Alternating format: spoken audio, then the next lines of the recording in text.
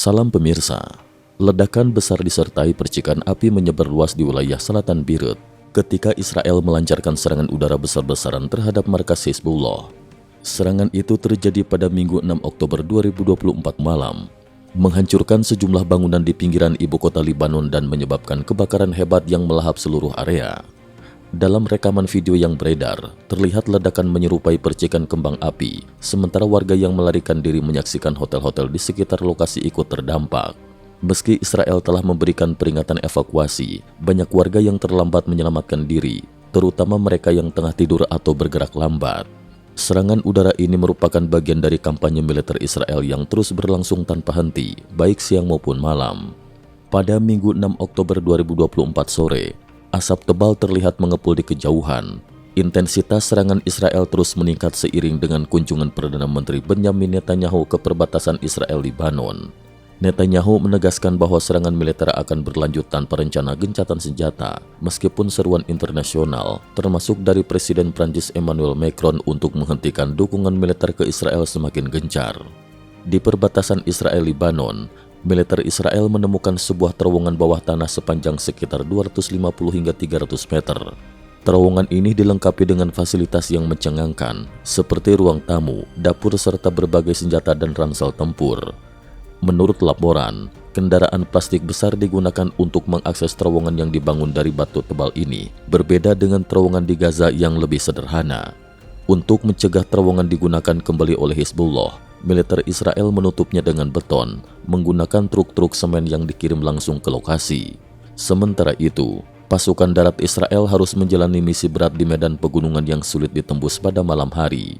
Kekhawatiran akan pertempuran yang dapat meletus kapan saja membuat situasi semakin tegang. Pertempuran ini telah menewaskan sejumlah pemimpin penting, termasuk seorang tokoh besar yang kematiannya dianggap sebagai fakta yang diterima oleh semua pihak. Duta Besar Lebanon untuk Inggris menuduh bahwa Hizbullah sebenarnya telah menyetujui gencatan senjata, namun rencana tersebut berantakan setelah pemimpin mereka tewas dalam serangan Israel. Meski demikian, Israel tidak menunjukkan tanda-tanda akan menghentikan operasi militernya. Setelah kematian pemimpin yang diyakini akan menggantikan posisi sebelumnya, Safi al-Din, kini muncul kebingungan tentang nasibnya yang masih belum jelas. Selain itu, Komandan Pasukan Quds Iran, Ismail Qani, yang disebut-sebut sebagai tokoh penting dalam hierarki Hizbullah, dilaporkan hilang setelah serangan udara Israel di Beirut pada Jumat lalu. Hingga kini belum ada kabar mengenai nasib Qani, dan banyak pihak yang khawatir bahwa ia mungkin tewas dalam serangan tersebut. Dampak serangan ini sangat dirasakan oleh penduduk sipil. Di sepanjang pesisir Lebanon, jumlah warga yang kehilangan tempat tinggal terus meningkat.